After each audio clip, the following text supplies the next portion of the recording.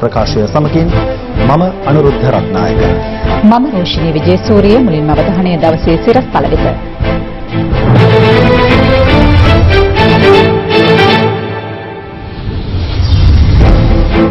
වැලිසරින් අදත් කොරෝනා ආසාදිත නාවිකයින් 35ක්.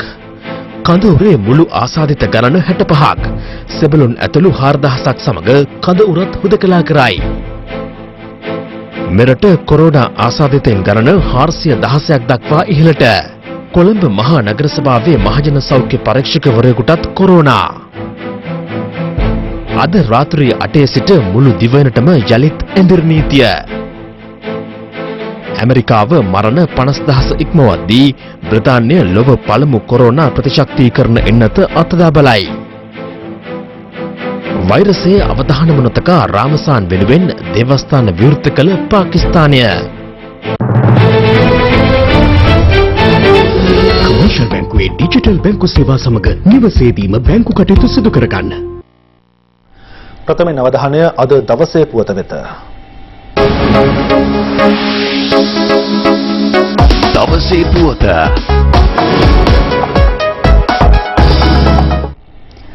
වැලිසර නාවික හමුදා කඳවුරෙන් මෙතෙක් හඳුනාගත් COVID-19 ආසාදිතයින් ගණන 65ක් දක්වා ඉහළ ගොස් තිබෙනවා. ඒ අද දිනේ තවත් ආසාදිත සෙබළුන් 35 දෙනෙකු හඳුනා ගැනීමත් සමගයි. අද දිනේ තුල පමණක් COVID-19 ආසාදිතයින් 48ක් වාර්තා වූ අතර මෙය සැලකෙන්නේ දිනක් තුල මෙරටින් වාර්තා වන වැඩිම ආසාදිතයින් සංඛ්‍යාව ලෙසයි. ඒ අනුව මෙරට සමස්ත COVID-19 ආසාදිතයින් ගණන 416ක් දක්වා ඉහළ ගියා. මෙතර අද වාර්තා වූ ආසාදිතයින් අතර කොළඹ මහනගර සභාවේ මහජන සෞඛ්‍ය පරීක්ෂකවරයෙකුද සිටිනවා.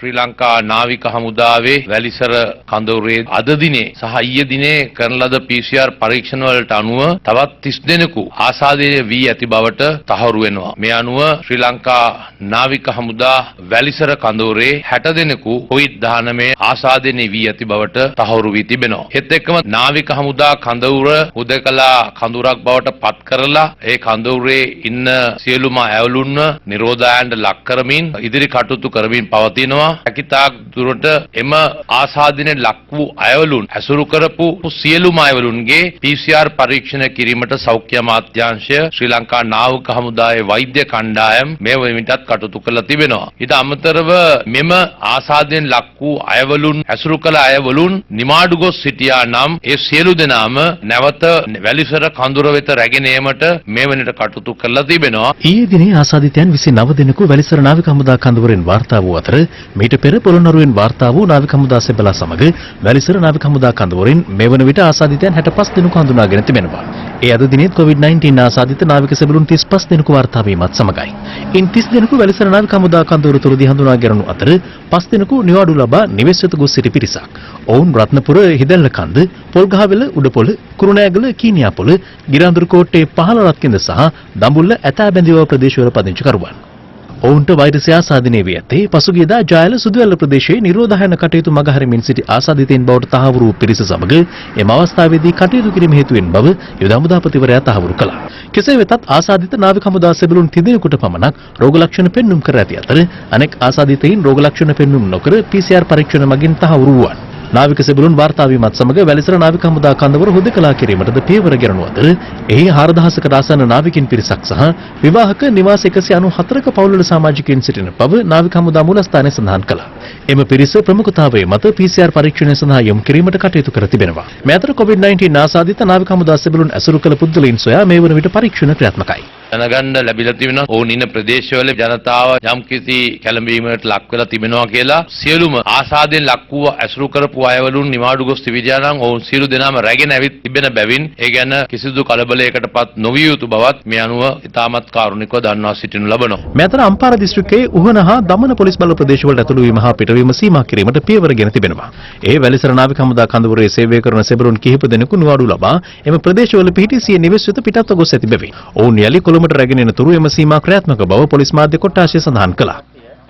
මේ අතර වැලිසර නාවික හමුදා කඳවුරේ සේවය කර නිවාඩු ලබා පසුගිය දින කිහිපයේ සිය ගම්බිම් බලාගේ නාවික හමුදා සමාජිකයින් හේතුවෙන් ඔවුන්ගේ පවුල්වල සමාජිකයින් සහ ප්‍රදේශවාසීන්ද නිරෝධායන කටයුතු සඳහා යොමු කර තිබෙනවා.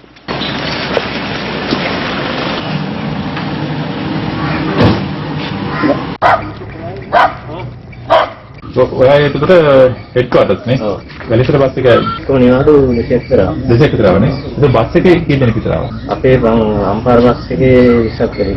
ඒක ලැබුණා කියනවා. ඒ වැලිසර කැම්ප් එකේ වැඩ කරලා නිමාඩු ආපු සහ ඒ කැම්ප් එකේ බස් වල ගමන් ආපු බදුල් අතර දිවෙන්නේ ගොඩක් තැන් වලට ගිහින් තියෙනවා. ඒ සියලුම දෙනා පරීක්ෂණ කරන තුරු නිරෝධායනය කරන්න කියලා. දැන් ඔය අවිල්ලා තියෙන්නේ වාගේ දිලින්ද ගිරියවසරනේ. ඒක දැන් ඔයාට ආපු ඌ වාගේ නිවසට යන්න හැකියාවක් නැහැ. යන්න දෙන්න වෙන්නේ නැහැ. ආයෙත් වෙඩින්න ගිහින් ඒ වැඩ ටික කරගන්න ආවේ. මේ වෙඩින්න කියලා නෑ. කොහොමද වෙඩින් ගන්න දෙන්නේ නැහැ නේ. මේ දවස්වල. නෑ ඒක තමයි වෙඩින් එකේ ජූලි තිබ්බේ. දැන් මම අපි කතා කරලා නැගත් මොකුත් නැතුව තිරේ ගන්න තමයි ආවේ. මේ ඇවිල්ලා දැන් අපි අඳුන් ටික හදාගෙන එහෙමත් කරගන්න තමයි ආවේ. ඒකට තමයි ඊයේ හවස කේස් එකක් ආවේ. අපිට පේනවා මෙහෙම ගැටලුවක් තියෙන පුළුවන් කියන එක. එහෙම තියද්දි ඔයාට නිදහසේ හැදිරෙන්න දෙන්න විදිහක් නැහැ.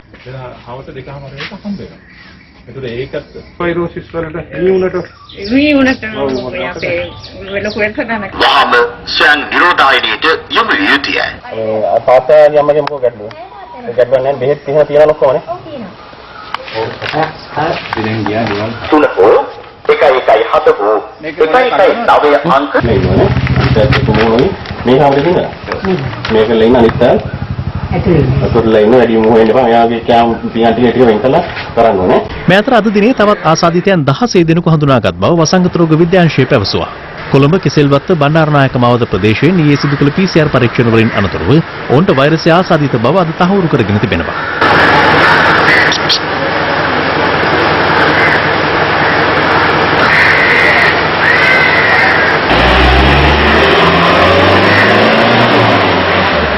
ඔවුන් 123 වත්ත කොටහින හා බෙල්මන් ස්ට්‍රීට් යන ප්‍රදේශවල පදිංචිකරුවන් වන අතර ඉන් එකෙක් ඊ ආසාදිත බවට හඳුනාගත් පවුලක සමාජිකයෙක්.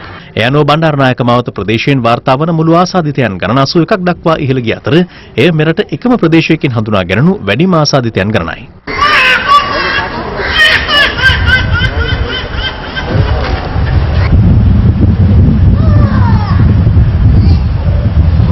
එම පස් දෙනා 123 වත්තෙන් තිදෙනෙක්ද ප්‍රසිද්ධ සුපර් මාකට් ආයතනයක වැඩ කළ සේවකයෙක් දෙන්නේ වශයෙන් අද දිනේ වාර්තා වුණා. මේ වන විට වැඩිම රෝගීන් ප්‍රමාණයක් මේ අවස්ථාවේදී වාර්තා වූ 123 වත්තෙන් 150 දෙනෙකු පමණ තවදුරටත් පරීක්ෂාවට යොමු කිරීමට අප අදහස් කරගෙන සිටිනවා. මේ අතර බණ්ඩාරනායක මාවත විෂ බීජ හරණය සඳහා පියවර ගත් අතර ඊට මෙතෙක්කල් උද්ඝෝෂණ පැවැත්වීමේදී ජල ප්‍රහාර එල්ල කිරීම සඳහා යොදාගත් අධිපීඩන ජල ප්‍රහාරක රථ යොදා ගැනීම විශේෂත්වයක්.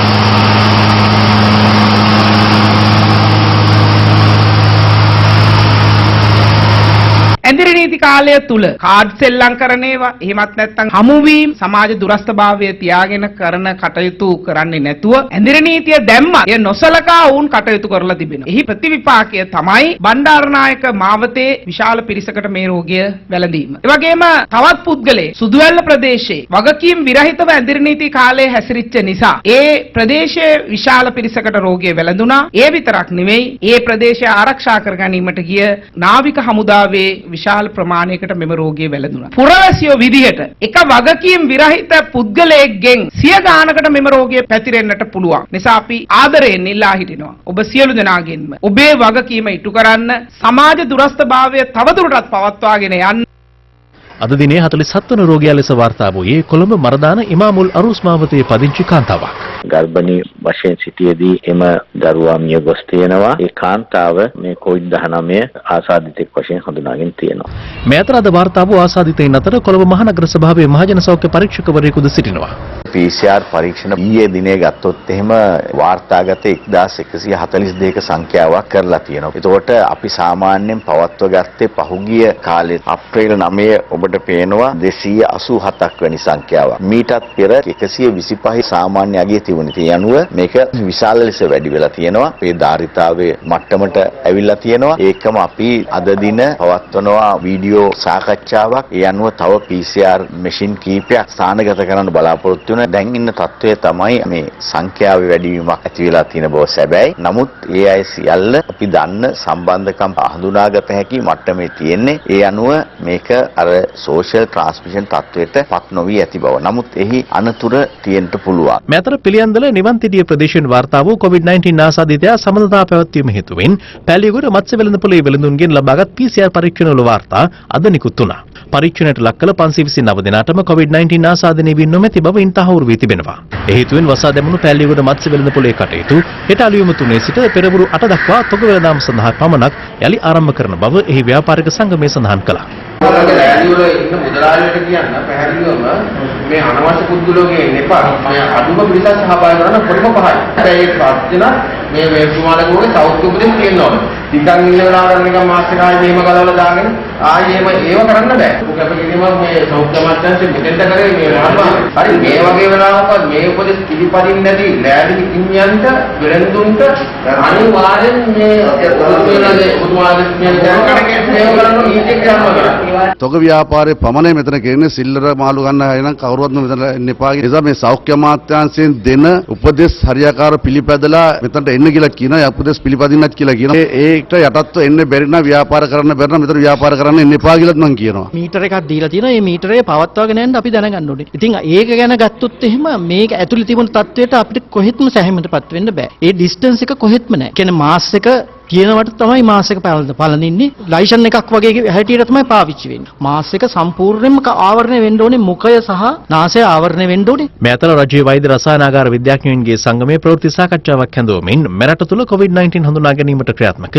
PCR පරීක්ෂණ සම්බන්ධයෙන් අදහස් පළ කළා. ඊයේ දවසේදී සෞඛ්‍ය සේවා අධ්‍යක්ෂ ජෙනරාල් වරයා මාධ්‍යයට ප්‍රකාශයක් නිකුත් කළා තිබ්බා. ඔවුන් තීරණය කළා තියෙනවා කියලා RT-PCR පරීක්ෂණ 100 බැගින් පෞද්ගලික වෛද්‍ය රසායනාගාර වෙත යොමු කරන්න. මම හිතන්නේ සෞඛ්‍ය සේවා අධ්‍යක්ෂ ජෙනරාල්තුමා ඇතුළු අපි සියලු දෙනා ලැජ්ජාවටපත් වෙන්නට ඕනේ. අපේ රසායනාගාර 9ම තුල අපි 460ක් විතර දිනකට සාම්පල් කරනකොට අපි පෞද්ගලික අංශයේ 4කට යවනවා නිදර්ශක 400ක්. මම හිතන්නේ මේක සාමාන්‍ය තත්ත්වයක් නෙවෙයි. ඇත්තටම මේ වෙනකොට RT-PCR යන්ත්‍ර පමණක් 7ක් තියෙනවා වෛද්‍ය පරීක්ෂණ ආයතනයේ. මධ්‍යම ලේ බැංකුව තුල RT-PCR යන්ත්‍ර 2ක් තියෙනවා. ඒක නවීනතම වර්ගයේ රසායනාගාර පරීක්ෂණ කරන්න පුළුවන් රසායනාගාර. ලිංගාශ්‍රිත රෝග මර්ධන ව්‍යාපාරය තුල මේ පරීක්ෂණ කිරීමේ හැකියාව තියෙනවා. ඒ වගේම ක්ෂය රෝග මර්ධන ව්‍යාපාරය තුල 36ක් RT-PCR යන්ත්‍ර තියෙනවා. මේ සියල්ල අපිට පාවිච්චි කරන්නට හැකියාව තිබියදී මේවා ඇයි පෞද්ගලික අංශයට යවන්නේ? අපි පැහැදිලිවම දකිනවා මේකේ යම්කිසි සැඟවුණු අර්ථයක් තියෙනවා කියලා. අපිට සැක කරන්නට තියෙන්නේ මේ වෛරස වේදී කිහිප දෙනෙක් මේ පරීක්ෂණ කිරීමේ අයිතිය කොළඹට රැස් කරගෙන තමන්ට හිතයිසි ආයතනවල විතරක් මේක කරගෙන මේ සඳහා මුදල් හම්බ කිරීමට යන උත්සාහයක් තියෙනවද කියන සැකය අපි මතු කරනවා. මෙවන විට සිදු කරන PCR පරීක්ෂණ සංඛ්‍යාව සම්බන්ධයෙන් රජයේ වෛද්‍ය නිලධාරීන්ගේ සංගමයේද සිය අසතුට පළ කරමින් නිවේදනයක් නිකුත් කර ඇති අතර ඉදිරියේදී පිළිපැදිය යුතු ක්‍රමවේද කිහිපයක්ද ඔවුන් පෙන්වා දී තිබෙනවා. මේ අතර මෙරටින් පළමු COVID-19 ආසාදිතයා වාර්තා වීමේ සිට ගත වූ දින 45ක කාලය තුළ ආසාදිතයින් වාර්තා වන්නේ මේ ආකාරයෙන්.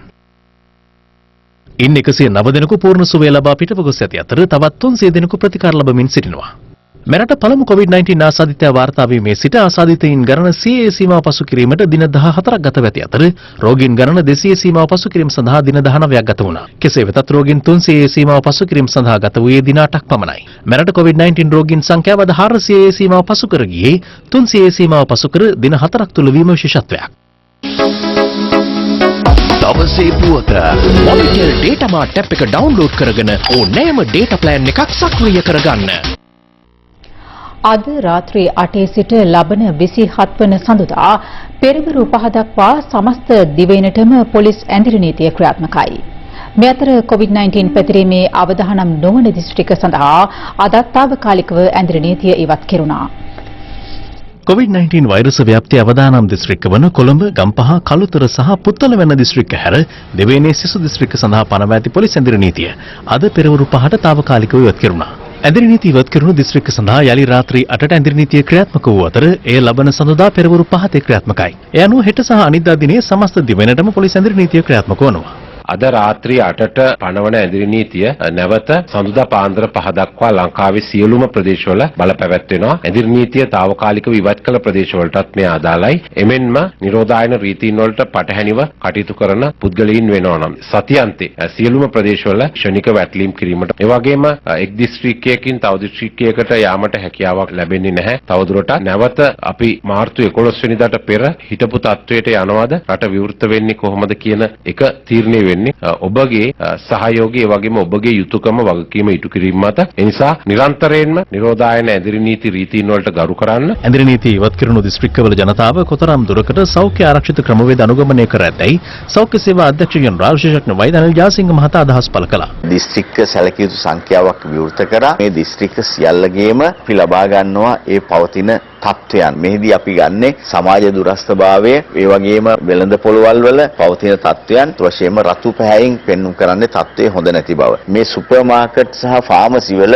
තත්ත්වය සෑහෙන දුරකට හොඳ බව වාර්තා වෙලා තියෙනවා. ඒ වගේම මේ රතු පැහැය විවිධ ආකාරයට විහිදෙන්න ප්‍රධානම හේතු වෙලා තියෙනවා ප්‍රවාහන තත්ත්වය. ප්‍රවාහනය ගත්තාම අපි ඊටාම දුර්වල තත්ත්වයක තියෙන මේ සියලුම දිස්ත්‍රික්කවල. මෙන්න මේ නිසා තමයි අපි කියන්නේ මේ පෞද්ගලික අංශයේ තියෙන සියලු බස් රථ ඔවුන් සමග සාකච්ඡා කරලා යොදවන්න කියන එක යම්කිසි ආකාරයකට ඇඳිරි නීතිය తాවකාලිකව ඉවත් කරන ප්‍රදේශවල ජනතාව අද අත්‍යවශ්‍ය ආහාර ද්‍රව්‍ය මිලදී ගැනීම සඳහා නගරවලට පැමිණ සිටින අයුරු දක්නට ලැබුණා.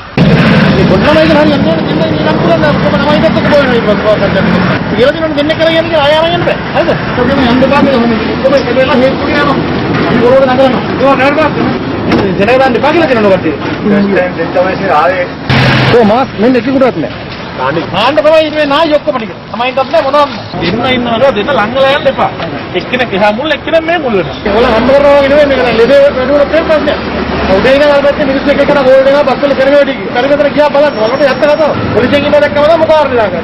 මෙතර අවිස්සාවේල ප්‍රදේශයෙන් කොළඹ දිස්ත්‍රික්කයෙන් පිට වී පිරිසක් හැටන් නගරයට පැමිණ ඇති බව ජනතාව චෝදනා කරනවා.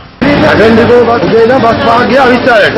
අවිස්සාවේට මිනිස්සු එනවනේ පයි. කොහෙන් එන මිනිස්සු මොනවද දන්නේ නැහැ. රීඩර් කොද්දස මහතුරු අපිට ප්‍රකාශ කරේ අවිස්සාවේල මගින් නෑ. මගින් තමයි දීපදේ නගින්න රුපියල් 1000ක් ලක්නකට ආදායම ලැබෙන්නේ. අවිස්සාවෙන් එනවලුනේ අවිස්සාවට එතන එනවා. ඒක මගියක් දෙන්නෙක් නගිනවා කියලා තමයි ප්‍රකාශ කරේ. සෞඛ්‍ය ආරක්ෂක උපදෙස් අනුගමනය නොකරමින් ප්‍රවාහන කටයුතු සිදු කරන මගී ප්‍රවාහන බස් රථ සොයා දැඩිව අවවාද කිරීමට පොලිසිය විවිධ ප්‍රදේශවලදී කටයුතු කළා.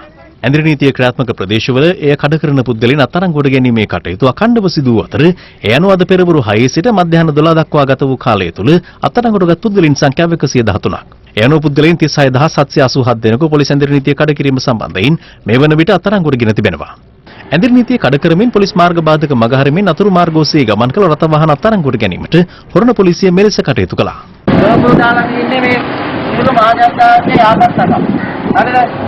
මේ ඔයගොල්ලෝ මේ පොලිසියෙන් බේරලා ගිහලා ආරක්ෂාවල් වල ගිහලා ගියා කියලා මේකෙන් බේරෙන්න හම්බෙන්නේ නැහැ. දඬායනේ රටේ මේ අතර මුහුණු ආවරණ නොපැළඳ මාර්ගවල ගමන් ගන්නා ජනතාව දැනුවත් කිරීමටද පොලිසිය පියවර ගන්නා අයුරු විවිධ ස්ථානවලදී දක්නට ලැබුණා.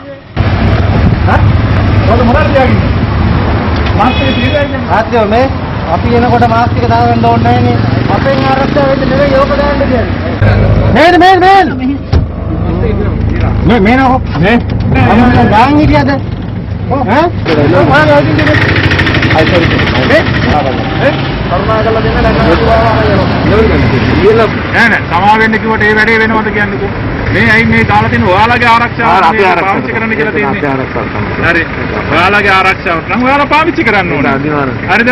සෞඛ්‍ය සේවකයන්ටයි පොලිසියටයි ආමි එකටයි පොලිස් වලට මේ ඔක්කොටම ඇවිල්ලා ඔයාලගේ මේ මාස්ක් දාන විදිහයි හැම එකම කිච්චේ ඉන්න බෑ. පොදු මාධ්‍ය වලින් කියනවා ඒ කිව්වම ඔයාලා ඒක පිළිගන්න ඕනේ. හරිද? මාස්ක් එක දාන්න උන්දලට තියෙනවද?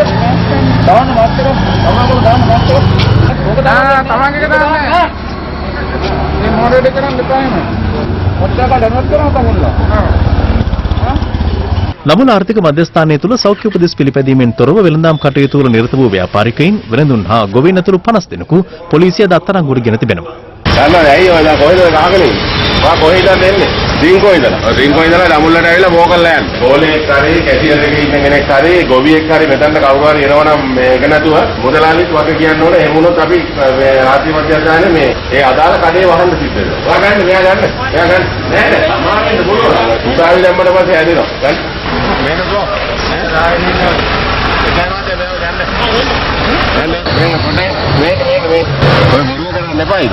ජීවත් වෙලා ඉන්න රටක් තියෙනවනේ ඉස්සෙල්ලා. බඩු විතරන්නේ මිනිස්සු ඉන්න ඕනේ. නාන බීඩිය ගහ ගන්න ඔසේ යනවා. මුව දාන්න ගෙලින්ම රුම් මාසයකටවත් ඇතුළට. මේ අතර රුපියල් 1000ක මිලකට අලෙවි කිරීම සඳහා මිල නියම කර ඇති පොහොර මිටියක් රුපියල් 1400ක මිලකට අලෙවි කළ මාතලේ නාවුල ප්‍රදේශයේ වෙළඳසැලක් වාරිභෝගික සේවා අධිකාරිය නිලධාරීන් විසින් වටලනු ලැබුවා. අනතුරු නිලධාරීන් මැදිහත් වී ගොඩගසා තිබූ පොහොර ගොවීන්ට අලෙවි කිරීමට කටයුතු කළ අතර වෙළඳසැලේ හිමිකරුට නඩු පැවරීමට පියවර ගත්තා. මේ අතර වත්තල ගල්උඩු පිට ග්‍රාම සේවා වසමේ අඩු ආදායම්ලාභී පවුල් සඳහා ලබා දෙන රුපියල් 5000 දීමනාව නිසි පරිදි ලබා නොදීමත් සමග උණුසුම් තත්ත්වයක් ඇති වුණා.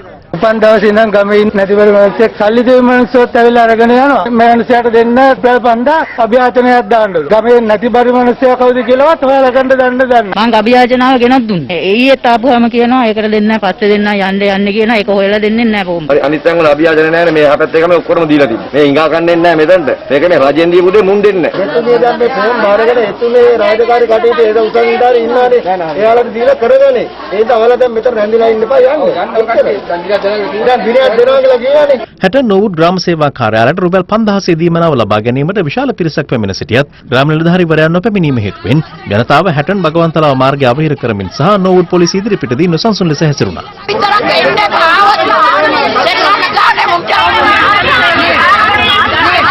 මේ අතර අඩු ආදායම්ලාභී ජනතාව සඳහා රුපියල් 5000 දීමනාව ලබා දීම සම්බන්ධයෙන් ඒ රාත්‍රියේ හිරු ටීවී ඔස්සේ විකාශය වූ බලය දේශපාලන සංවාදයේදී අදහස් පළ වුණා. මේ රුපියල් 5000 ගන්න ගිහිල්ලා මිනිසුන්ට මුළු ජීවිතේ පාලා තියෙන සම්පූර්ණ දේශපාලනීකරණය කරන්නේ ප්‍රදේශයේ ඉන්න മന്ത്രിතුමාව කමිටුවට දැම්මට පස්සේ වැඩේ ඉතින් ෆුල් අවුල්නේ. ඒ සාධාරණයක් කියලා තියෙනවා. නැතුව අපේ පැත්තේ එහෙම නැහැ කැමති. මගෙත් කොටස් 3ක් දෙනවා අපි. ඔව්. හරි. හැබැයි ඒ ඇයට අවස්ථාව ලැබුණේ නැහැ. මන්ත්‍රීවරයා ගියේ නැහැ. දුන්නේ නැහැ කතා කරේ නැහැ. පළෙන් යන්න පුළුවන්. ඔතුමා මට කොටස් තුන සමානලා කියන්න පුළුවන්. අටලුගම කොටස් දෙකයි ඊට යාබද කොටස් කොළඹදිරිය කොටස්. රෝහිත හිටපු මන්ත්‍රීතුමා අයිබෝවන්. අයිබෝවන් සුදේව කලුතර දිස්ත්‍රික්කයේ හැටියට 3,60,000ක් පවුල් සංඛ්‍යාව ජීවත් වෙන කලුතර දිස්ත්‍රික්කයේ අපි මේ වන විට සමුද්‍ර ප්‍රතිලාභීන් 77,000ක් පොරොත්තු ලේඛනයේ 31,000ක් පවුල් වලට ඊට අමතරව අද දවල් 12 වෙනකොට කොරෝනා වසංගත නිසා රැකියා හිමුණු අයට 1,53,000ක් ඒ වගේ වකුගඩු රෝගී වැඩිහිටි දීමන මේ සියල්ල ලබා දීලා තියෙනවා. මේ වෙලාවේදී මගේ කනගාටුව ප්‍රකාශ කරනවා මේ සම්බන්ධයෙන් කලුතර දිස්ත්‍රික්කයේ දිසාපතිතුමා සමග ආණ්ඩු පක්ෂයත් විපක්ෂයත් අතර ගෙනල්ලා මේ සම්බන්ධයෙන් පැහැදිලි කිරීමක් කරන්න අවස්ථාවේදී අජිත් පෙරේරා හිටපු മന്ത്രിතුමා ඒ රැස්වීමටවත් සහභාගී වුණේ නැහැ. එදා ආවන ඔය කියන ප්‍රශ්න ටික කියන්න එතුමාට තිබුණා. උගුර සම්බන්ධ ප්‍රශ්නයක් තිබෙච්ච නිසා මම ඒකට සහභාගී වුණේ නැහැ. මොකද අපිට සෞඛ්‍ය උපදෙස් අනුව ඒක සුසුසු දෙයක් නෙමෙයි. බලපම 85% කරනකොට දීලා. නෑ නෑ පොඩ්ඩක් කියන්නේ. මෙතන ඉන්නවා චම්පා ජංගනේ කන්නංගර මන්තුමිය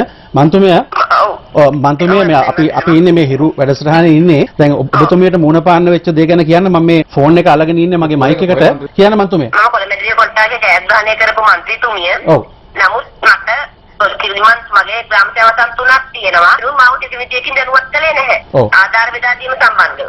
ඒ ඔෆිස් එකටවත් මට එන්න කිව්වේ නැහැ. මම විතරයි ඉන්නේ එකම മന്ത്രിතුමිය. මේක තමයි යථාර්ථය මන්තුමා කතන්දර වැඩක් නැහැනේ. දැන් මේ කතා කරන්නේ මේ කොට්ටාශේ අපේ චින්තක ඔබතුමා පොත්ජන පෙරමුණේ අපේක්ෂකයා අපේ. මේ 5000 බෙදීමේ රැස්වීමට කොළඹදිරියේ කොට්ටාසේ එක්සත් ජාතික පක්ෂයේ മന്ത്രിවරේ සහභාගී වුණාද? එතුමිය සහභාගී වෙලා ඒ ලේකම්ට අත්සන් කරන නැස්ටිගෙන් දැක්කා. ඇස්තකෙන් දැක්කා. කවුද රෝහිත අනුතුමාලා කිව්වේ කියන්නේ? හරි. එතකොට දැන් මේ මන්ත්‍රීතුමිය ඊළඟ ප්‍රෝග්‍රෑම් එකේදී මට දෙන්න මම අදිත් පෙරේරා මහත්තයාට ගෙනත් දෙන්න බොහොම ස්තුතියි. මගේ ළඟ ඉන්නවා දුරකථනයේ කොළඹදිරිය කොට්ටාසේ කෘෂිකර්ම පර්යේෂණ නිලධාරී අනුර පෙරේරා. අනුර ඔයගොල්ලන්ගේ සමෘද්ධි ලයිස්තුව හදනකොට ගමේ മന്ത്രിතුමිය සහභාගී වුණාද? ඇත්තටම මමත් වැඩසටහන ආගෙන හිටියා. අපිට හරි කනගාටුයි මේ සම්බන්ධයෙන් පුතාට තුමිය 5000 මුද්දාවින් තෝරන කමිටුවට සහභාගී වුණා. කුරුණෑගල දිස්ත්‍රික්කයේ දෙන්නේ මේ අසාධාරණ විදියට කියලා කිව්වා. දිසාපතිතුමා මම මහින්දානන්ද අලුත්ගම බිංගිරිය ආසනයේ එක්සත් ජාතික පක්ෂයන්ට මේ 5000 දීමනාව දෙන්නේ නැහැ. මේක දේශපාලනීකරණය වෙලයි කියලා අසාධාරණයක් වෙනවා කියලා කුරුණෑගල දිස්ත්‍රික්කේ එහෙම දෙයක් තියෙනවද? මුළු පවුල් සංඛ්‍යාව 190ට ආසන්න පිරිසකට මේ වෙනකොට ඔය 5000 දීමනාව ගෙවලා තියෙනවා. ඊට අමතරව නැවතත් මේ පොරොත්තු ලේඛනේ ආපහු අපි සකස් කරගෙන යනවා. මේ අනුපවුල් වලටත් එක්ක ආපහු ලබා දෙන්නේ. කෝපේ മന്ത്രിවරුන් දිගව කල්පි ගන්නද කියලා? ඒකත් අහන්න.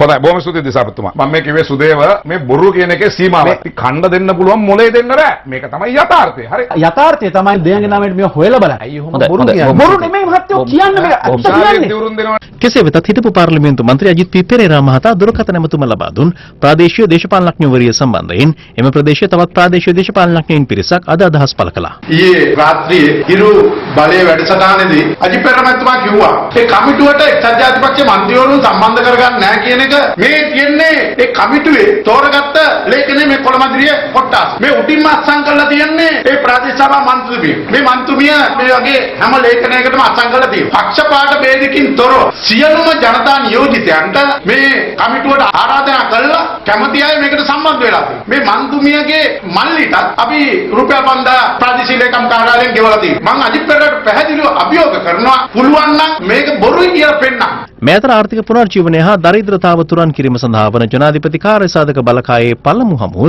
එම බලකායේ සභාපති බසිල් රාජපක්ෂ මහතාගේ ප්‍රධානත්වයෙන් පැවැත්වුණා. අද වෙනකොට 74,586 පවුල් වලට අපි COVID-19 දීමනාව ගෙදරටම ගිහිල්ලා ලබා දීලා තියෙනවා. වැඩිහිටි දීමනාව ලැබපු අයටත් COVID-19 දීමනාව ගන්න පුළුවන්කම ලැබෙනවා. වැඩිහිටියෝ වක්ගඩු රුපියල් 5000 දීමනාව දීපු ප්‍රමාණය පමණයි මම මේ සඳහන් කරේ. මේක අපිට එක්තරා විදියක අභියෝගයක්. ග්‍රාමීය සේවා අංශ දැන් ක්‍රමයෙන් යථා තත්ත්වයට පත් වෙගෙන යනවා. ඇඳිරි නීතිය කොළඹ ඇතුළු ප්‍රදේශවල තවදුරටත් තියුණත් කොළඹ ජන ජීවිතය පවත්වාගෙන යන ක්‍රමවේදය සකස් කරන්න සිදු වෙයි කියන එකත් ඇඳිරි නීතිය ඉවත් කරත් මේ තියෙන සමාජ දුරස්ථතාවය ඒ ආකාරයට පවත්වාගෙන යාමත් අත්‍යවශ්‍යයි. කොවිඩ් වසංගතයෙන් පස්සේ එන රට පෙර තිබුණු රටට වඩා වෙනස් රටක්. හේතුව අපිට ඊට වඩා වෙනස් වූ ආර්ථික සමාජයේම රටාවකට තමයි අපිට මුහුණ දෙන්න වෙන්නේ. විශේෂයෙන්ම සෞඛ්‍ය අංශ දෙන උපදෙස් මත තමයි අපේ සියලුම කටයුතු කරන්න වෙන්නේ මින් පස්සේ. ඒ නිසා අපි ග්‍රාමීය වශයෙන් අපි ජාතික වශයෙන් කරන සෑම කටයුත්තකදී අපේ නිෂ්පාදන කටයුත්තකදී අපගේ අනෙකුත් සේවාවන් සැපයීමේදී මේ සෞඛ්‍යයට මුල් තැනම දීමක් අපිට සිදු කරන්න වෙනවා.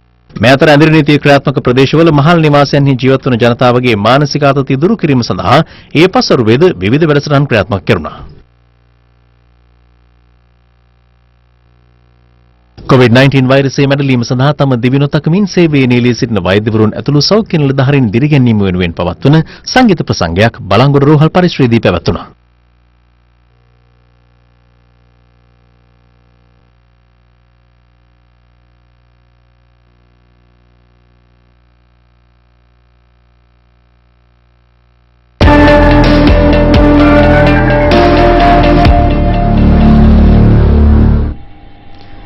COVID-19 වෛරසය ආසාදනය වීමෙන් ලෝපුරා සිදුව ඇති සමස්ත පුද්ගල මරණ ගණන 1,90,000 සීමාව අද අභිබවා ගියා.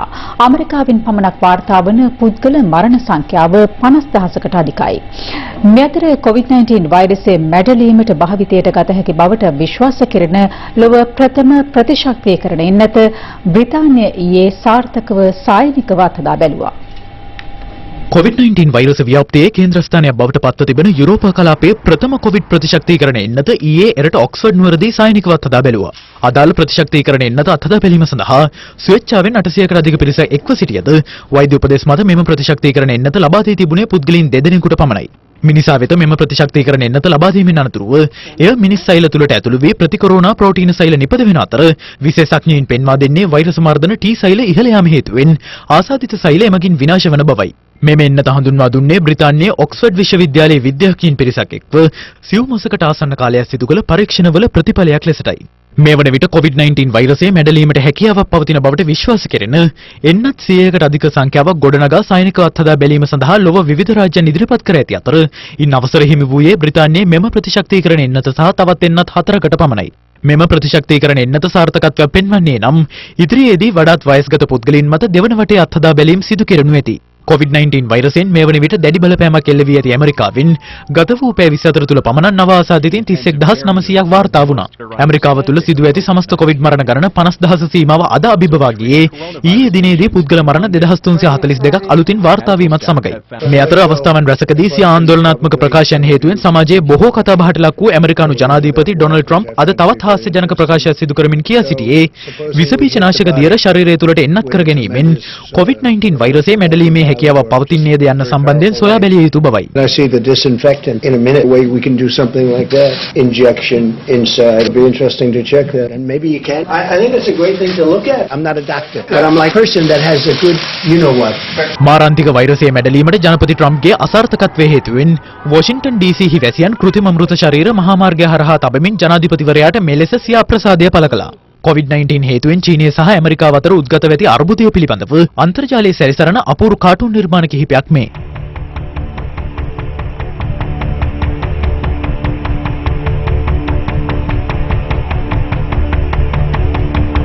යුරෝපා කලාපයේ ගත වූ පැය 24 තුළ වැඩිම කොවිඩ් මරණ ගණන වාර්තා වූයේ බ්‍රිතාන්‍යයෙන් සහ ප්‍රංශයෙන් වන අතර එම රටවලින් වාර්තා වන පුද්ගල මරණ සංඛ්‍යාව 1000කට අධිකයි.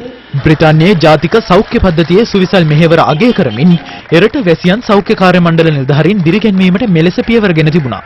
ඊට බ්‍රිතාන්‍යයේ චාල්ස් කුමරු සහ ඔහුගේ බිරිඳ දෙක්වූයේ මේ අයුරින්. අසල්වැසි ඉන්දියාවෙන් ගත වූ පැය 24 තුළ නව ආසාදිතයින් 1669ක් වාර්තා වීමත් සමග එරට සමස්ත ආසාදිතයින් සංඛ්‍යාව 23039ක් දක්වා ඉහළ ගියා. මේ වන විට එරටින් වාර්තා වන සමස්ත කොවිඩ් මරණ සංඛ්‍යාව 721ක්. මේ අතර මුව ආවරණ නොපළඳමින් පොදු ස්ථානයන්හි සංචරණයේ යෙදෙන පුද්ගලයන් හට ඉන්දියා පොලිසිය විවිධ දඬුවම් ලබා දෙන දර්ශන පෙළක් සමාජ මාධ්‍යයන්ගේ දැඩි අවධානයට ලක්ව තිබෙනවා.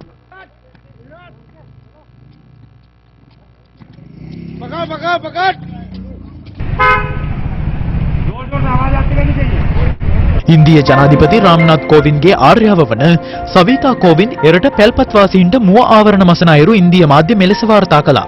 වෛරසයේ ව්‍යාප්තිය ආරම්භ වූ චීනයෙන් ඊයේ දිනේදී වාර්තා වූයේ නව ආසාදිතින් 6 දෙනෙකු පමණක් වන අතර වෛරසයේ ව්‍යාප්තිය ආරම්භ වූ දිනේ සිට එරටින් මේ දක්වා වාර්තා වූ අඩුම ආසාදිතින් සංඛ්‍යාව මෙය වීම විශේෂත්වයක්.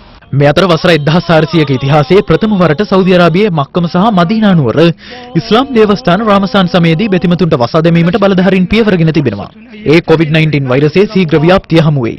ඊයේ රාත්‍රියේ ආරම්භ වූ ඉස්ලාම් බෙතිමතුන්ගේ රාමසාන් සමය සංකේතවත් කරමින් මක්කමෙහි දේව මෙහෙයන් පැවැත්වුණු අතර ඊට එක්වීමට අවස්ථාව ලැබී තිබුණේ එහි සේවය කරන බෙතිමතුන්ට පමණයි. කෙසේ වෙතත් දේව මෙහෙයන්හිදී එකිනෙකා අතර අවම පරතරයක් තිබීම එහිදී දැක ගන්නට හැකි වූයේ නැහැ. ඉන්දුනීසියාවට සංචරණ තහනම් පනවා තිබුණද එරට ඉස්ලාමීය බැතිමතුන් වෛරස අවදානමද නොතකමින් යාඥාවන් සඳහා දේවස්ථාන කරා ගොස් තිබුණේ මේ අයුරින්. මේ අතර පාකිස්තානයෙන් දසදහසකට අධික COVID-19 ආසාදිතයින් වාර්තා වන පසුබිමක වුවද රාමසාන් සමය වෙනුවෙන් ඉස්ලාම් දේවස්ථාන විවෘත කර තැබීමට පාකිස්තාන් රජය පියවර ගත්තා. ඒ එරට සෞඛ්‍ය අංශ වෛරසයේ ව්‍යාප්තිය සම්බන්ධයෙන් දැඩි අවධානම් නිවේදන නිකුත් කර ඇති පසුබිමක වීම විශේෂත්වයක්. දකුණු අප්‍රිකානු ජනාධිපති සිරිල් රම්පෝසා ජාතිය ආමන්ත්‍රණය කරන අවස්ථාවේදී ඔහු සිය මුව ආවරණයේ නිවැරදි අයුරින් පැළඳීමට අපොහොසත් වන ආකාරය දැක්වෙන වීඩියෝවත් දැඩි අවධානයට ලක්ව තිබෙනවා. වෙනිසියුලාවට පනවා ඇති එදිරි නීති තත්ත්වයන් හේතුවෙන් පීඩාවට පත්ව සිටින වැසියන් පොලිස් ස්ථානයකට ගල්මුල් ප්‍රහාර එල්ල කරන ආකාරයයි මේ.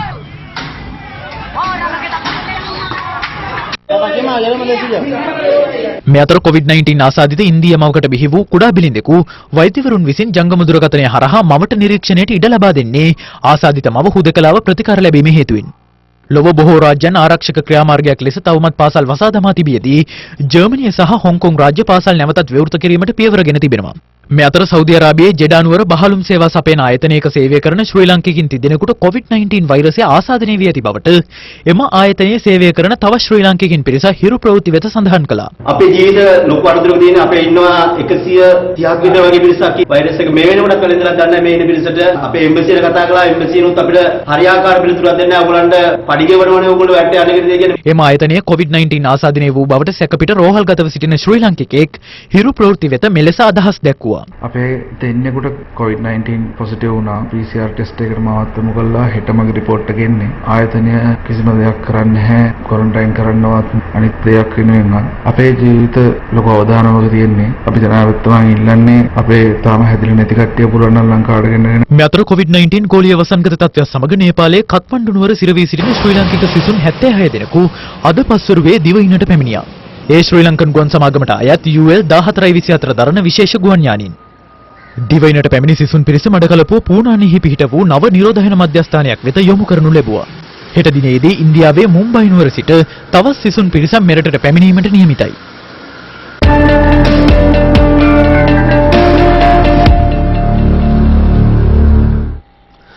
රටේ ක්‍රියාකාරීත්වය සම්බන්ධයෙන් තමන්ට උපදෙස් ලබා ගැනීම සඳහා ත්‍රෛනිකායක මහා නාහිමිවරුන්ගෙන් සමන්විත උපදේශන මණ්ඩලයක් පිහිටුවීමට කටයුතු කරන බව ජනාධිපති ගෝඨාභය රාජපක්ෂ මහතා පවසනවා.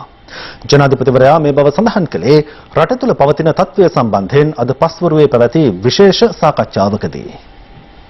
COVID-19 වෛරසය මර්ධනයට රජය ගෙන ඇති වැඩපිළිවෙල හා රටේ වත්මන් තත්ත්වය සම්බන්ධයෙන් මහා සංඝරත්නය හා ජනාධිපතිවරයා අතර මෙම සාකච්ඡාව පැවැත්වුණේ ජනාධිපති ලේකම් කාර්යාලයේදී.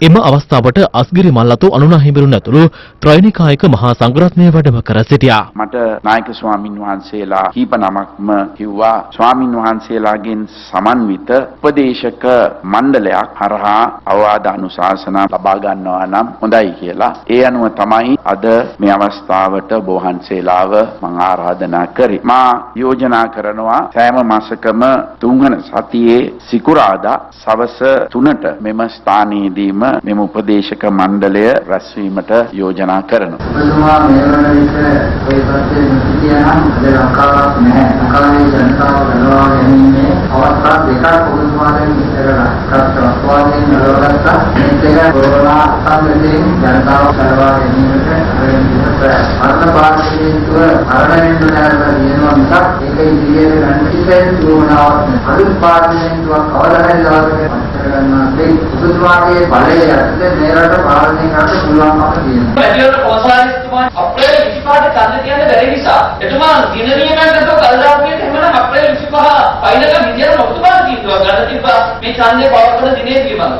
ඒකට ඔබතුමාට තියෙන අවස්ථාව නැති කරලා තියෙනවා. යුනි දෙකට කලින් අලුත් පාර්ලිමේන්තුව රැස් නොකරන්න පුළුවන් වෙන ආකාරයට යුනි 20 වෙනිදාට ඡන්දේ කල්දාලා තියෙනවා. කරන්න තියෙන හොඳ දේ තමයි ගැසට් පත්‍රයකින් ඉදිරියේදී යුනි 20 පසු දිනය පාර්ලිමේන්තුව රැස්වීම සඳහා ඔබතුමාලා යෝජනා කිරීම.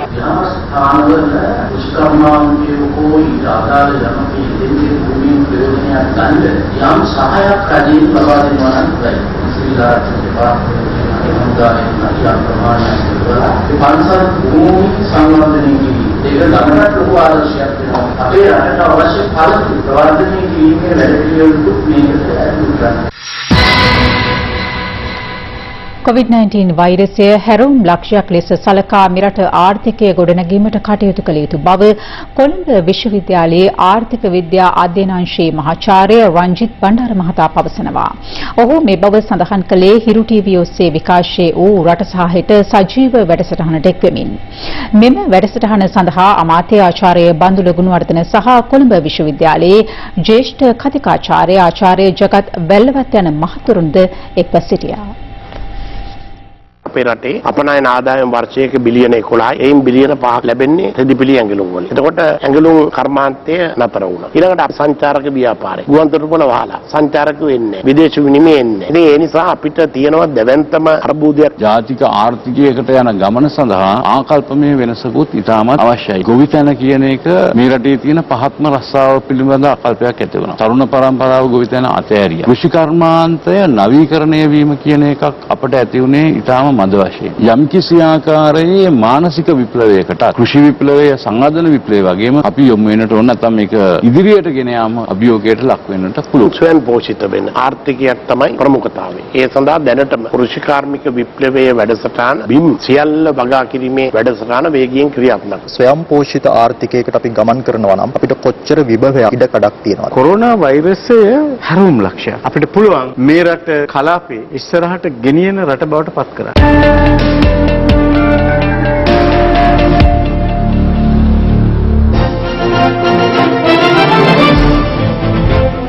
මද්දට හසු වූ දඩයක්තර සහන යාත්‍රා ක්‍රියාන්විතයට සමගාමීව පොදු ස්ථාන විස බීජ හරණය කිරීම සහ ආරක්ෂක ඇඳුම් සහ උපකරණ කට්ටල බෙදා දීම ඇතුළු වැඩසටහන් කිහිපයක් අදත් ක්‍රියාත්මක වුණා. රට වෙනුවෙන් හිරෝ සහන යාත්‍රා ක්‍රියාන්විතය LOLC සමග COVID-19 වෛරසය ව්‍යාප්ත වීමත් සමග දුෂ්කරතා රැසකට මුහුණ පා සිටින අපේම ජනතාවගේ සුව සහනය මුඛ්‍ය පරමාර්ථය කරගනිමින් ආරම්භී හිරු සහන යාත්‍රා ක්‍රියාන්විතය කොළඹ ගම්පහ දිස්ත්‍රික්ක ආවරණය කරමින් අද ක්‍රියාත්මක වුණා. විශේෂයෙන්ම පූජනීය ස්ථානවල, වැඩිහිටි නිවාසවල, ළමා නිවාසවල වෙසෙන නිවාසිකව සිටින පූජ්‍ය දුවදරුවන් වැඩිහිටියන් පූජ්‍ය පක්ෂ වෙනුවෙන් මේ සියලුම සෞඛ්‍ය ආරක්ෂිතව ඇසුරුම් කළ අත්‍යවශ්‍ය වීලි හරදව්‍ය දවසේදී අපි ලබා දෙනවා. සමාජ සත්කාරයක් හැටියට සිද්ධ කරන මේ උදාර කටයුත්ත මහා සංඝරත්නයේ හැටියට බොහොමත්ම අගය කරනු ලබනවා. හිරු මාධ්‍ය ආයතනය සම්බුද්ධ ශාසනයේ චිරස්ථිතිය වෙනුවෙන් මහඟු සේවාවන් රසක් සිදු කරන ආයතනයක් හැටියට අපි හඳුනාගෙන තිබෙනවා. මේක ඉතාමත්ම අත්‍යවශ්‍ය මොහොතක සිද්ධ වෙච්ච අත්‍යවශ්‍ය දෙයක්. ඉතින් ඒ වෙනුවෙන් අපකප්පී කටයුතු කරපු සියලුම දෙනාමත් බොහොම ස්තුතිවන්ත වෙනවා. කොරෝනා උදුරින් රට විපත්තියටපත් වෙලා තියෙන මොහොතක හිරු ටීවී ආයතනය ඉදිරිපත් වෙලා මහා සංඝයා වහන්සේට අවශ්‍ය කරන ප්‍රතිපාසකම් සපයා දීමට උපකාරී වීම පිළිබඳව හිරු මාධ්‍ය ආයතනයට මේ අවස්ථාවේදී අපේ ස්තුතිය. හැමදාමත් ජනතාව සමග ජීවත් වෙන හිරු සේවාව මෙවර ආගමික නායකයන් වෙනුවෙන් අත්‍යවශ්‍ය ආහාර බෙදා දීමේ වැඩසටහන තාමත් උසස් ආකාරයෙන් ක්‍රියාත්මක වෙනවා. මේ අතර COVID-19 වෛරසය ආසාදනය වීමේ වැඩි අවධානමක් ඇති වැඩිහිටියන් ඉන් ආරක්ෂා කර ගැනීමේ අරමුණින් හිරු මාධ්‍ය ජාලය ආරම්භ කළ වැඩිහිටි නිවාස විෂ බීජහරණය කිරීමේ වැඩසටහන අදත් සිදු වුණා. ඒ අනුව අද විෂ බීජහරණය කිරුණේ වත්තල ශාන්තියාලය වැඩිහිටි නිවාසය සහ පිළියන්දල මල්ලිකා වැඩිහිටි නිවාසයයි. 077යි 30යි 35යි 930 අංකයේ ඇමතීමෙන් අවශ්‍යතාවය ඇති වැඩිහිටි නිවාසයන් වෙත මෙම සේවාව සපයාගත හැකියි. එමෙන්ම හිරු සහන යාත්‍රා ක්‍රියාන්විතයට සමගාමීව හිරු මාධ්‍ය ජාලය ශ්‍රී ලංකා රතුකුරුස සමාජය හා එක්ව ක්‍රියාත්මක කරන පොදු ස්ථාන විෂ බීජහරණය කිරීමේ වැඩසටහන් කළුතර යාපනය මහනුවර සහ ගම්පහ දිස්ත්‍රික්කයන්හි ක්‍රියාත්මක වුණා. ඒ අනුව අදාළ දිස්ත්‍රික්කයන්හි පොලිස් ස්ථාන රැසක් මෙලෙස විෂ බීජහරණය කෙරුණා. ශ්‍රී ලංකා රතුකුරුස සමාජයටත් හිරු මාධ්‍ය ජාලයටත් ස්තුතිවන්ත වෙන අතර මෙවැනි වැඩසටහන් ඉදිරියටත් කරගෙන යාමට ශක්තිය ධෛර්යය ලැබේවයි ප්‍රාර්ථනා කර සිටිනවා. මේ අතර රට වෙනුවෙන් හිරු සහන යාත්‍රා ක්‍රියාන්විතයට සමගාමීව පොල්කසෝවිට වෑතර දිසාරුහලේ කාර්ය මණ්ඩලයට අවශ්‍ය ආරක්ෂිත ඇඳුම් සහ උපකරණ අද පරිත්‍යාග කෙරුණා. අපිට ඉතින් මේ අවස්ථාවේ තාම අත්‍යවශ්‍ය දෙයක් වෙලා තිබුණා මේ තියෙන තත්ත්වය යටතේ හිරු මාධ්‍ය ජාලයටත් රත්කුරුස සේවයටත් මේ අවස්ථාවේ මගේ අවංක ස්තුතිය පුද කරනවා. පිළියන්තල සහ කහතුඩුව මහජන සෞඛ්‍ය පරීක්ෂකවරුන්ට අවශ්‍ය ආරක්ෂිත ඇඳුම් සහ උපකරණ ලබා දීමක්ද සිදු වුණා. අපි විශේෂයෙන් ස්තුතිවන්ත වෙනවා ශ්‍රී ලංකා රතුකුරුස සංවිධානයටත් හිරු මාධ්‍ය ඒකකයටත් ශේෂ්ත්‍රයේ වැඩ රාජකාරී කරනකොට මේ ආරක්ෂක ඇඳුම් කට්ටලේ අපිට ඉමහත් රුකුලක් වෙනවා. රට වෙනුවෙන් හිරු සහන යාත්‍රා ක්‍රියාන්විතය LULC සමග අප්‍රේල් 19 වනදාට පෙර කොරෝනා වෛරසය පාලනය කරන බවට ප්‍රකාශ සිදු කළද එය සිදු කිරීමට නොහැකි වීම හේතුවෙන් සෞඛ්‍ය අමාත්‍ය පවිත්‍රා වනයාරච්චි මහත්මිය එම දුරෙන් ඉල්ලා සිටු යුතු බව හිටපු පාර්ලිමේන්තු මන්ත්‍රී අජිත් මාන්නපෙරුම් මහතා පවසනවා. විපක්ෂ නායක කාර්යාලයේ අද පැවති ප්‍රවෘත්ති සාකච්ඡාවකට එක්වමින් ඔහු මේ බව සඳහන් කළ අතර තවත් ප්‍රවෘත්ති සාකච්ඡා කිහිපයකදී රට තුළ පවතින තත්ත්වයේ සම්බන්ධයෙන් අදහස් පළ වුණා. කොරෝනා වසංගතයට පාලනය කරන්න විපක්ෂයේ සහාය දුන්නේ නැහැයි කියලා කියනවා. මතක තියාගන්න. එදා විපක්ෂ නායකවරයා වශයෙන් සජිත් ප්‍රේමදාස මහත්මයා පාර්ලිමේන්තුවේ ජනවාරි මාසයේ අනතුරු ඇඟීම කළා. නමුත් එදා සෞඛ්‍ය ඇමතිවරිය ඒක විහිළුවකට ලක් කළා. මෙයාට පිස්සු කියලා කිව්වා. මේ සෞඛ්‍ය ඇමතිවරිය හරිනම් ඉල්ලා අස්සෙන්න ඕනේ. ඊයේ පෙරේද කියනවා අප්‍රේල් 19 වෙනකොට කොරෝනා වසංගතය ඉවරයි. අපිට මැතිවරණය කරන්න පුළුවන්. මේ සෞඛ්‍ය ඇමතිවරියගේ නායකත්වයට සෞඛ්‍ය අංශය ක්‍රියාත්මක වෙන්නේ. ඡන්දේපා කොරෝනා ඉවර කරන්න. පාර්ලිමේන්තු ව්‍යවස්ථා අර්බුදයක් මෙයාසේ නිර්මාණය කරන්න එපා. ඒකටත් ගරු කරන්න. හිතුවක්කාර වෙන්න එපා කියලා ජනාධිපතිවරයාට කියනවා. විපක්ෂෙන් කියන්න පුළුවන් පාර්ලිමේන්තුවේ බලය නැතුව ජනාධිපතිතුමාට සල්ලි වේදම් කරන්න බැහැ කියන තර්කය. ඉතින් මේ තර්කය ශක්තිමත්ව ඉදිරියට ගේනකොට අපි මොන කතා කිව්වත් පාර්ලිමේන්තුවක් තැබීම අත්‍යවශ්‍ය කාරණයක් බවට පත් වෙලා තිබෙනවා. එදා එක්සත් ජාතික පක්ෂය පාර්ලිමේන්තුව විසිරවන්න කලින් මුදල් අමාත්‍යාංශයට බලය දෙන වැඩපිළිවෙලට විරුද්ධ වීම නිසා තමයි ඉදිරියේ රුපියල් 5000 නෙමෙයි රුපියල් 100ක්වත් දී ගන්න බැරි තැනකට මේ රට අද පත් වෙලා තියෙනවා. ආරංචි හැටියට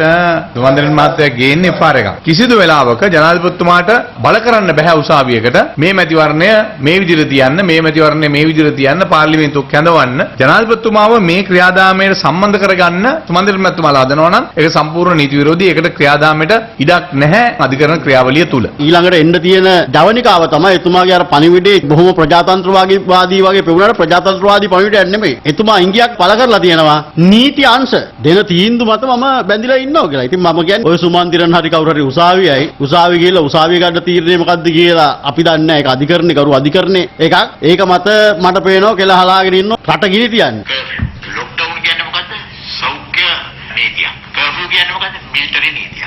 මේක හමුදාව ත්‍රිවිධ හමුදා දාලා කරන්න පුළුවන් වැඩක් නෙවෙයි. සෞඛ්‍ය පිළිබඳ චක්‍රවර්ති මහාචාර්ය රාජිත සේනාරත්න බවට පත් වෙලා තියෙනවා. මේ සෞඛ්‍ය අමාත්‍යවරයාට ඉන්න කාලේ මේ රටේ රෝහලකට ගිහිල්ලා පෙරඩෝල් පෙත්තක් ගන්න බැරි තත්යකට පරිවර්තනය වෙලා තිබුණා. බෙහෙත් හොයාගන්න බැරි තත්යකට පරිවර්තනය වෙලා තිබුණා. එතුමා කරපු ප්‍රකාශයේ තරයේ හෙලා දකින්න. දැන් එතුමා කියනවා මේ PCR පරීක්ෂණ වැඩි කරන්න කියලා. සෞඛ්‍ය අමාත්‍යාංශයේ හැටියට ඒ යුතුයකම සහ වගකීම අපි හරියට කරනවා. ඒ කරන ගමන් එතුමාගේ පරීක්ෂණ ටික කරන්නත් අපි ලෑස්ති.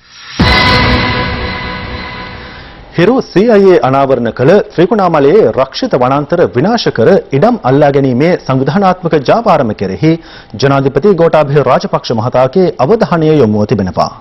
ඒ අනුව අදාළ වන විනාශය පිළිබඳ සොයා බැලීම සඳහා විශේෂ භාර අමාත්‍ය SM චන්ද්‍රසේන මහතා ත්‍රිකුණාමලය හින්න රක්ෂිත භූමියට පැමිණියා.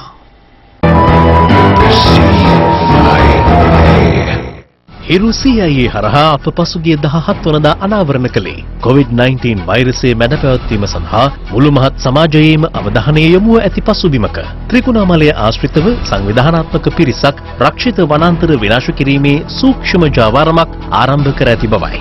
ඉඩම් ඇල්ලීමේ අරමුණ ඇතිව වන සංරක්ෂණ දෙපාර්තමේන්තුවට අයත් ත්‍රිකුණාමලය ගෝමරන් කඩවල හින්න රක්ෂිත භූමිය වන සංහාරකයින් වනසා දමා තිබුණා. වන සංහාරකයින් හින්න රක්ෂිතයේ අක්කර ගණනාවක වටිනා දැව මෙලෙස බිම හෙලා තිබුණේ රට පුරා ඇඳින් නීතිය ක්‍රියාත්මක වූ පසුබිමකයි. අප මෙම වන විනාශය හිරු CIA හරහා අනාවරණ කිරීමෙන් පසු පරිසර හා වනජීවී සම්පත් අමාත්‍ය SM චන්ද්‍රසේන මහතා හින්න රක්ෂිතය වෙත පැමිණියා. අවශ්‍ය අපි පස්සෙන් අපිට පණිවිඩ ලැබිච්චා අපි මේ විස්තරට අවශ්‍ය මිනිස්සු මෙතන ඉඳලා අපන ඒ අවස්ථාව පැනලා කියලා තිබුණා. දාලා ගිෆ්ට් චේන්ජ් එක අතන උන් ගන්න පුළුවන්. ගස්ට කපලා තියෙන්නේ. කළු දුරුත කළුවර කළු මෙදිරේ දෙකම තියෙනවා. කළුවරක් තියෙනවා. වනාන්තර විනාශය පිළිබඳව හිරු මාධ්‍ය ජාලයෙන් ප්‍රචාරය වුණ CIA වැඩසටහන වෙලාවේදී මේ පිළිබඳව අතිගරු ජනාධිපතිතුමාට මට දැනුම් දුන්නා කියලා බලන්නේ කියලා. ගෝමරන් කඩවල පොලිසියෙන් සහකරුවන් 5 දෙනෙක් අත්අඩංගුවට අරන් තියෙනවා කියලා දැනගන්න ලැබුණා. මේ ප්‍රධාන සහකරුවත් අල්ලගන්න පොලිසිය කටයුතු කරමින් සිටිනවා. ස්තුතිවන්ත වෙනවා CIA හිරු මාධ්‍ය ජාලයට මේ වගේ කටයුතු කරනකොට එන්නවල අපි දැනුවත් කිරීම පිළිබඳව. හිරු CIA අනාවරණය හමුවේ විශේෂ භාර අමාත්‍යවරයා මේ වන සංහාරය නිරීක්ෂණයට පැමිණීම අගය කළ යුතු කටයුත්තක්. ඒත් ඒ සමග අපට යලි වාර්තා කිරීමට ඇත්තේ නොනවතින වන සංහාරකයින්ගේ තවත් ගොදුරක් පිළිබඳවයි. ඒ ත්‍රිකුණාමලය දිස්ත්‍රික්කයේ කුච්චවේලි ප්‍රාදේශීය ලේකම් කොට්ටාශයේ පන්කුලම රක්ෂිතයට සිදු කර ඇති සාහසික අපරාධයයි. පන්කුලම රක්ෂිතයේ මේ වන විට අක්කර 20ක් පමණ වන සංහාරකයින් වනසා දමා ඇත්තේ තවත් ඉඩම් ඇල්ලීමේ අරමුණින්. විශාල ගස්වල මුල් වලට ගිනි තබා ඒවා විනාශ කිරීමට වන සංහාරකයින් ක්‍රියා කර තිබෙනවා. මෙම වන සංහාරකයින්ද වහා අත්අඩංගුවට ගන්නා තෙක් හිරු CIA අවධානය. ඊමණ පැමිණි ට්‍රක් රථ දෙකක් සහ එහි සේවකින් රඳවා ගනිමින් ප්‍රදේශවාසීන් සී විරෝධය පළ කළා. හැටන් දික්කොය දරවල වත්තේ සැරසර උදිවියකු මද්දකට හසු වී සිටියේදී ප්‍රදේශවාසීන්ට හමු වන අතර ඔවුන්ගේ දැනුවත් කිරීම මත එම සත්වයා බේරා ගැනීමට වනජීවි නිලධාරීන් මෙලෙස කටයුතු කළා.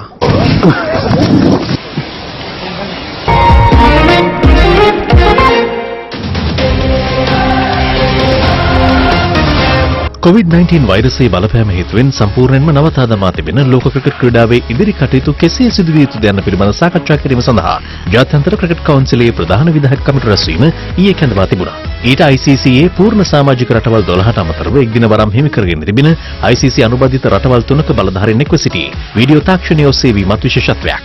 කමිටු සමාජිකයන්ගේ ප්‍රධාන අවධානය යොමු වුණු කරුණු බවට පත් වුණේ මේ වසරේ පැවැත්වෙන ලෝක කුසලාන පන්දුවාර 20 ක්‍රිකට් තරඟාවලිය සහ ලබන වසරේ නවසීලන්තයේදී පැවැත්වීමට නියමිත ලෝක කුසලාන කාන්තා එක්දින තරඟාවලිය පිළිබඳවයි. මෙහිදී ලබන ඔක්තෝබර් මාසයේදී ඕස්ට්‍රේලියාවේදී ආරම්භ වීමට නියමිත ලෝක කුසලාන පන්දුවාර 20 ක්‍රිකට් තරඟාවලිය මෙන්ම කාන්තා එක්දින ලෝක කුසලානයේ සැලසුම් කළ පරිදි පැවැත්වීමට විධායක කමිටු සමාජිකයන් එකඟතාව පළ කළා. COVID-19 නිසා සියලුම ක්‍රිකට් තරඟ අකුළු වැටීම හේතුවෙන් 2023 වසර දක්වා ක්‍රිකට් තරඟාවලි කාලසටහන යලි සංශෝධනය කිරීමටත් මෙහිදී සමාජික රටවල් අනුමැතිය හිමි වුණා. කෙසේ වෙතත් ලෝක ශූරතා ටෙස්ට් තරඟාවලිය සහ ලබන මැයි මාසයේ සිට ICC පැවැත්වීමට සැලසුම් කර තිබූ ලෝක කුසලාන සුපර් ලීග් තරඟාවලිය පිළිබඳව ඉදිරියේදී සාකච්ඡා කිරීමට මෙහිදී ICC විධායක කමිටු නියෝජිතයින් තීරණය කළා. මෙහිදී අදහස් දැක්වූ ජගත් ක්‍රිකට් කවුන්සිලයේ ප්‍රධාන විධායක මනු සාවනි පවසා සිටී මෙවන් මොහොතකදී සියලු දෙනාගේ සෞඛ්‍ය සහ ආරක්ෂාව වඩා වැදගත් වන බවත් ජාත්‍යන්තර ක්‍රිකට් යලි ආරම්භ කිරීමට හැකි සියලු පියවර ICC ගන්නා බවයි. ඒ සමගින් අදට සමගන්නට